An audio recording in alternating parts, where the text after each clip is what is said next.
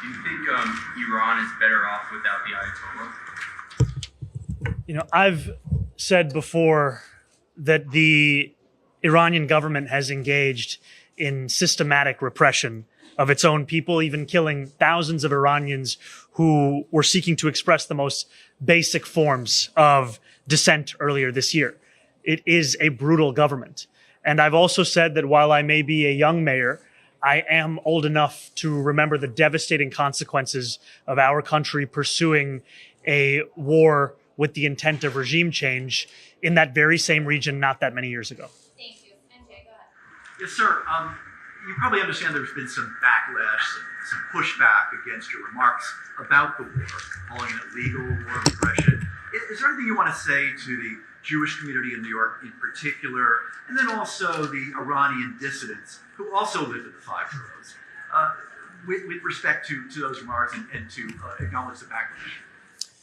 What I would say to Jewish New Yorkers, to Iranian American New Yorkers, to any New Yorker, frankly, is that my primary responsibility is to keep you safe.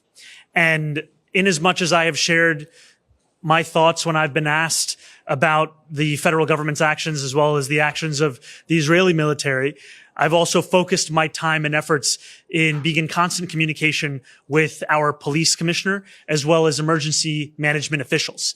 And so what we have done is taken the decision to increase agency coordination as well as increasing patrols of sensitive locations across the city out of an abundance of caution.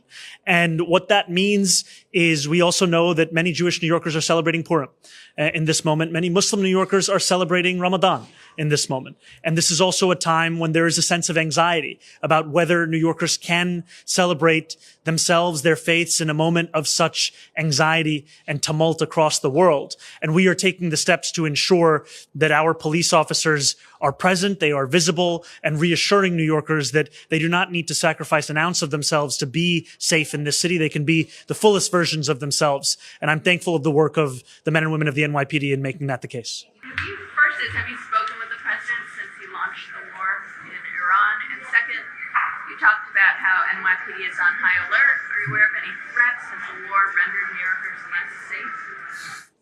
So at this time, there are no threats to share with the public. Everything that we are doing is out of an abundance of caution.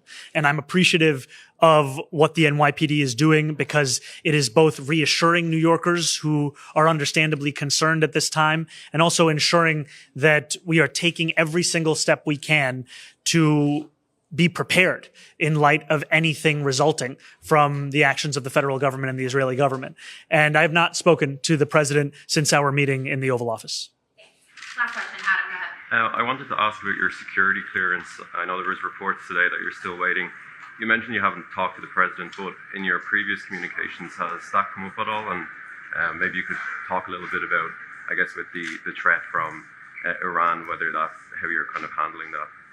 So we are going through the regular security clearance process. It takes months and everything is going according to that routine. I'm also thankful of the fact that there are a number of members of my senior staff that do have that clearance. This has in no way impeded our abilities to respond both to the day-to-day needs of New Yorkers as well as to respond to the current crisis at hand.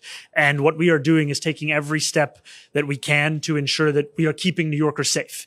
And I am thankful once again to the hardworking members of the NYPD for doing exactly that across the five boroughs, both in times of celebration for New Yorkers and in times of anxiety.